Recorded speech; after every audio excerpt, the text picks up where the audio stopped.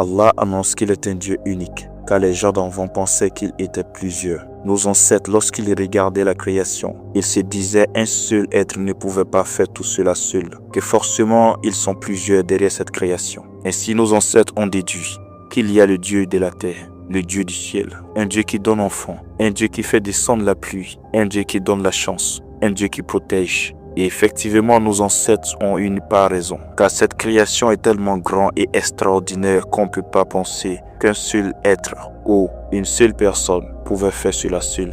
Ça serait choquant pour quelqu'un qui pense que cette création a été faite par un seul être. En fonction de cela, nos ancêtres et certaines personnes présentes aujourd'hui disent qu'il y a plusieurs dieux et ont commencé à partager les rôles de la création à des choses qui n'ont pas de pouvoir, qui ne sont pas eux-mêmes l'auteur de leur propre création.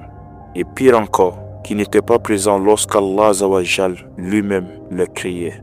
Par ignorance de la connaissance d'Allah Azawajal et sa puissance, nos parents ont associé à Allah et l'ont attribué plusieurs divinités. Malgré la venue des prophètes, pour montrer que le Créateur est unique, nos ancêtres se sont entêtés d'associer le Créateur de l'univers. Mais Allah nous a envoyé encore dans le Coran en disant « Wa ilahukum ilahun wahidun » Votre Dieu est un Dieu unique. Dans la Bible, dans Marc 12, verset 28 jusqu'à 32, les gens ont demandé à Jésus alayhi salam quel est le premier de tous les commandements. Jésus alayhi salam répondit « Voici le premier, écoute, Israël, le Seigneur, notre Dieu, est l'unique Seigneur.